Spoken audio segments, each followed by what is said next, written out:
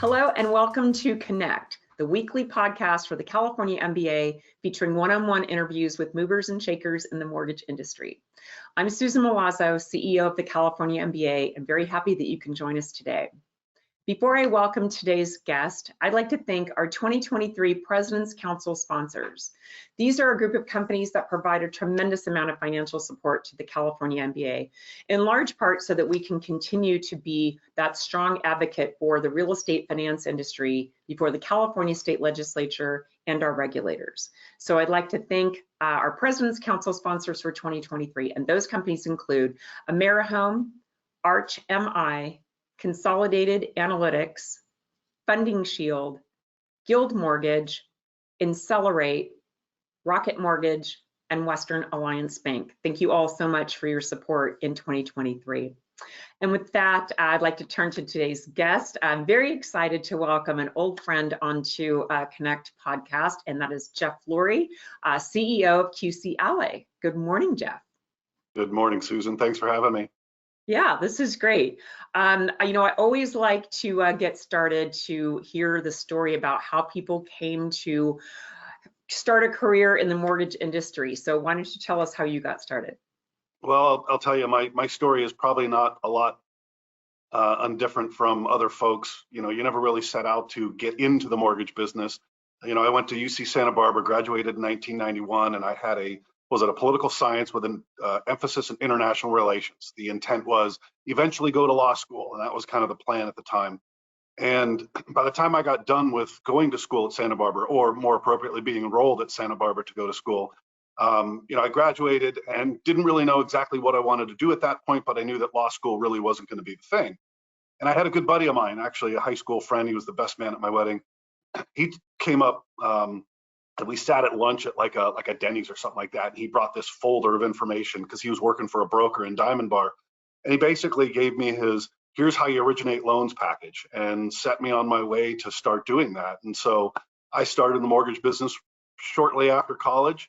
I wasn't serious about it. I was still very young, moved up to the San Francisco Bay Area, worked for a mortgage broker, worked for a bank up there. And I had this in my head that I wanted to be a professional chef. My parents, being the smart people that they weren't about to just give me $25,000 to go to the California Culinary Academy. And they said, hey, why don't you come on back home, work for this restaurant. We got a good buddy that owns a restaurant. Why don't you work there? And then if you really like it after that, then maybe we'll think about spending the 25 grand.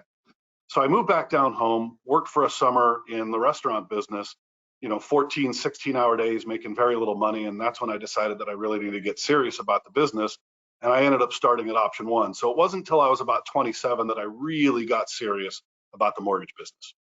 Yeah, well, it sounds, it's always an interesting story. I did not know about your, of all the years I've known you, I did not know about your desires to become a chef. So that's always an interesting little sidebar there. I do the fancy meals at home, and my wife does the utilitarian cooking when it comes to feeding the boys. Oh, wow. I might have to get some Thanksgiving appetizer ideas from you. I'll have to ask you offline. Well, not on appetizers, but I'll tell you with the bird, I spatchcock the bird, number one. Number two, I brine it in buttermilk and herbs for like 48 hours before. So you shorten down the cooking time of the bird, and the breast meat is very juicy. So that's your little tip for the day. Wow, that's just a bonus to this podcast. Thank you. I appreciate that. I love cooking tips. Among many things, one of the things that's always impressed me about you is you pursuing your professional designations in the industry. I'm always look with appreciation on people that get their CMB. You have both your CMB and your AMP. I think that that's very impressive. Can you share with the listeners kind of what you experienced going through those programs? Yeah, I got to tell you, it's a hard program because there's a lot of information that you have to learn in order to pass through it. And I actually started back in the aughts when I was working at Option One Mortgage, and I took the SOMB classes, the School of Mortgage Banking, 1, 2, and 3. And so that's where you get your AMP, your Accredited Mortgage Professional designation. And then, the industry took a little bit of a turn back in 08, 09, and I took a pause on my activities. I refreshed that when I started at Interthinks back in 2011. And passed my CMB exam actually 10 years ago this year. So it was 2013 that I actually passed my CMB exam. And I got to tell you, the test that I took back then was probably a lot easier than what the folks that are taking that test go through today. So, for those of you who are pursuing it, it's a great endeavor, and definitely worth your while. And I'd be remiss if I didn't get a shout out to my two sponsors. Robert Camerota was actually my original sponsor. And then when I took a break and came back into it, Robert was actually out of the business for a brief spell. And I actually got a little heavenly shout out to Aaron Forbes, who was my second sponsor and helped guide me through the actual test in 2013 when I took it. I will say that it's invaluable for you from the relationships that you create. As a sidebar, I also participated in the Future Leaders program that the MBA sponsors in 2005. And there's folks in not only my School of Mortgage Banking classes, but from the Future Leaders class that are still friends today, people that I can still talk to. And then if you're actually looking to secure your CMB, my number one bit of advice would be for you to get a tribe. Get a group of people, of like-minded people who want to go through the CMB process, and you can share knowledge and share your journeys. You get through that together, because like I said, it's pretty difficult. And that actually brings me, Susan, to a couple things that I wanted to shout about is relative to the CMBA. You take a look at California. There's 1,000 plus active CMBs in the industry right now, and maybe there's about 130 or so that are active here in California. And I think there's probably a discussion, I haven't talked to you about this yet, but it's something that I want to explore a little bit further, is how do we take the events that are going on with the CMBA and incorporate some CMB-oriented events into that?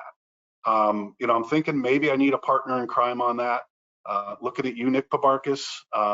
Maybe there's someone out there that wanted to, jump on. I take a look at what Tim Allen's done with the CMB program down in Florida. He works for First Horizon. He's been very, very active at Florida MBA events and really kind of promoting the CMB designation and getting folks to sign up. And that's the second thing that I wanted to chat about as well. Is I'm probably at the point in my career where I've talked to a lot of people about this, but I certainly want to start actually sponsoring new CMBs into the process as well. Well, there's an invitation for any of you that are listening that want to pursue your CMB. I know how to get a hold of Jeff Flory, so you can always contact me, but he's willing to be your sponsor. Love Robert and Aaron, so that's a great leadership for you pursuing that. Wonderful programs provided by the National MBA, Professional Designation, School of Mortgage Banking, their Future Leaders program. All great background for anybody interested in deepening their career path and development in this industry. Jeff, you and I had talked about the CMB kind of events for California events, and I'd like to pick that conversation up again. So maybe we can connect with some of your your colleagues in the CMB world and have a conversation about how we can launch that in 24. 100%. Wonderful. So I started from the beginning saying, you and I have known each other for a long time. I was thinking about it. I think we met when you were at First American, and always valued working with you. What are some of the top QC issues that lenders should be focusing on right now? Well, that's a great question. I think it was right as Interthinks was actually getting acquired by First American, because if I remember correctly, we met with, was it Moyer and Harris in the offices in Agora Hills, if I remember correctly. Yeah. But in terms of quality control, I think Donna Gibson, who's our president and COO, there's a recent blog post that she published, and it was really talking about the evidence of focusing on quality, right? And it's about deliberately focusing on the areas of concern in your discretionary reviews. There's this kind of striving for zero defects, striving for minimizing the defects. And I think we have to understand that the manufacturing process, while we have some great technology that helps facilitate the manufacturing process of a mortgage, it is still at its core a people business, and people will make mistakes, and there's going to be areas of concern. And so I think it's important that lenders understand and accept that these areas, there's going to be certain areas that are going to have higher defect levels within their firm, and that's okay. I think what's important is demonstrating to the agencies that you have action plans in place to remediate those higher risk areas. I think the other thing is you got to focus on what the agencies are focused on. And unfortunately, the agencies are notorious for their ambiguity. Having been to the MBA in Philadelphia and prior to that, the CRMC in DC, Anecdotally, what we're hearing is that certainly income is one of the primary areas where lenders are seeing challenges, but we're hearing a lot about appraisal issues as well. And we're hearing that some of those appraisal concerns are, for lack of a better term, off-brand issues, right? It's the selection or the adjustments on the comps, et cetera. So it's creating some challenges for lenders in that regard. I think one of the things that's beneficial, at least one of the things that we got from the Fannie Mae boot camp, and I think it's actually happening this week, is that providers like us are now being provided access to the lender's CU so that we can actually dive in there and provide kind of more analysis of that work, and it facilitates that appraisal review process. And we talked about this a couple of days ago with Melissa Kupel, but we've got obviously the Mortgage Quality and Compliance Committee that's coming out next year. And I'm going to be stepping in as the vice chair in this coming year, and I'm very excited actually about that. But one of the things that I think is going to be very, very important is to get lenders comfortable with the idea of being a little bit vulnerable about what's going on in their manufacturing process and what are the things that they're hearing, when lenders are in, or when agencies are in for regulatory audits, when state groups are in. How do we share that information in a more meaningful fashion so that we can collectively be better as an industry in managing quality? So yeah, the great observations. Thank you for that. I think we'll be talking about some of these issues, of course, at our Legal Issues and Regulatory Compliance Conference happening in Orange County in December. But those are some great tips, and I very much look forward to working with you and Melissa next year on our MQAC committee and that webinar series. For sure. Of course, another big congratulations. Speaking of the company, you became CEO of QC Ally this year, so congratulations on that.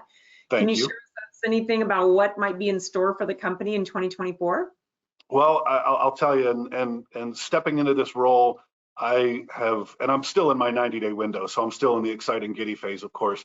But joining the firm, I stepped in and wanted to be deliberately observational as I stepped into the firm. And what I've discovered in my first 90 days here is that we are very, very operationally sound, and the machine works really, really well. Donna Gibson, who I referenced before, she's been with the firm for 12 years. Hope Sell, who's our president of QC, she's been with the firm for 9. And so there's some deep, deep, deep domain expertise in terms of our overall operation, which has been great for me because I've been able to come in, observe, get to know the team, understand the kind of the challenges they're facing without the need to make a lot of quick moves or anything. And now I'm kind of heading forward with the perspective of getting them the resources that they need to be successful. We're also very blessed in that we have a great supporting board behind us that includes such luminaries as Faith Schwartz, as you know, from Housing Finance Strategies, Steve Spies, who spent 20 years at Fannie Mae in quality control and so really understands that business, and the former CEO, Jack Lentz, who's been a great resource to me in helping me understand kind of the nuance of the organization as I've kind of onboarded here. Also, you might have seen the news that in September, we announced the acquisition of an Austin-based TPR firm called Inglett Blair. And Inglett Blair has been a great match for us as we're very similarly aligned in our approach to the market. It's being a high quality provider with a very high customer service focus. Certainly we want to be competitively priced, but we're really competing on, our high quality and our customer service. But what that's given us is the opportunity, because really at the ground level, TPR work and QC work is a little bit different, but at the 50,000 foot level, there's really some similarities in what we do. So it's giving us an opportunity to leverage the resources that we have in both groups to maximize the productivity of the entire organization. We're also looking at potential strategic acquisitions and partnerships. I mean, obviously the Inglett Blair acquisition was one that we announced this year. We've got a great board behind us. We've got a great group of investors behind us, and we're in growth mode, and we're looking at opportunities to either acquire or partner with firms. My favorite quote from Peter Drucker is, "A time of turbulence is also one of great opportunity for those who can understand, accept, and exploit the new realities." And so we're certainly going in that vein. The other thing that we're looking to do is determining how we intelligently deploy enabling technology in our operation. I would describe myself as a quote unquote relatively fast follower when it comes to technology. I'm sitting here with an iPhone 8. I still haven't upgraded to a double-digit iPhone yet. But when I think about deploying technology, it's deploying technology that's going to help us or help our clients, either one, improve the client experience, or number two, increase efficiencies in our operation or our clients' operations, or present new revenue opportunities to the firm. So I'll use OCR as a great example. Now we have this OCR process in the front end of our process that helps to kind of stack and slice and dice the files as we get them in, which helps us with our efficiencies. One of the challenges with OCR, however, is that we in the QC world, we're dealing with second and third gen PDFs, and sometimes OCR can have struggles with that in that area. So we have to be very, very smart about how we deploy our technology dollars, making sure that what we're doing, we're getting an actual true return on the technological investment. Well, that is very exciting. So many great things happening at the company. I love your positivity and enthusiasm for embracing the market and growing from there. So congratulations and good luck to you and QC Ally in 2024. Thank you.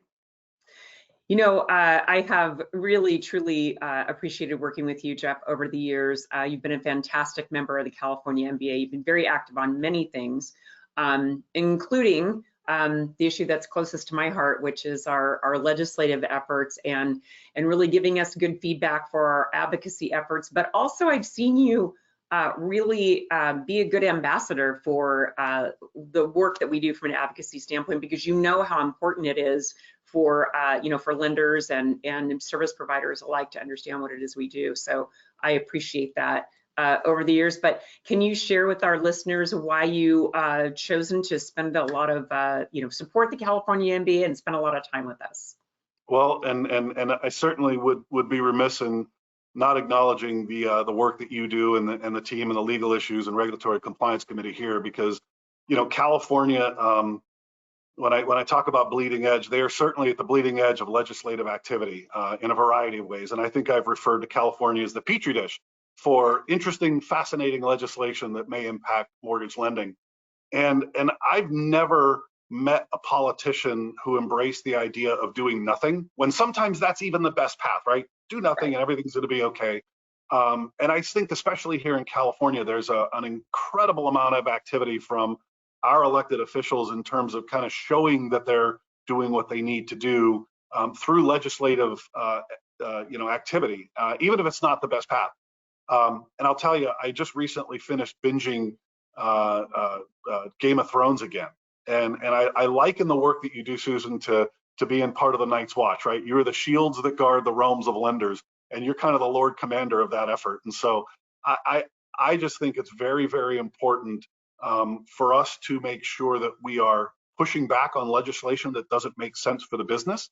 I think it's important that we engage our local leaders, because they do actually listen. When you get down and you sit with them one-on-one, they actually do listen to you, and sometimes you're able to present things that they haven't thought of as they're running through their kind of legislative sausage making process. The key things from my perspective, and I'm really excited that you're bringing back Legislative Day next year, because I think it's a great opportunity for us to talk about practical solutions to the challenges of affordable housing, affordable home ownership here in California. That's a definitive challenge here in California. We need to promote ways to increase the availability of finance options to California residents, and we need to ensure that the legislation that passes doesn't impact the regulatory cost of being a lender, because ultimately that just means that the consumer is going to pay higher costs for their financing. It is very much an educational game, and thank you for those comments. And really, I appreciate the work that you've done and so many of our members that have supported our advocacy efforts and can, helped us maintain our strong presence and representing the industry. So thank you, Jeff, and thanks for being on Connect. Oh, of course. Thank you very much, Susan. I really appreciate it and happy to support in any way possible.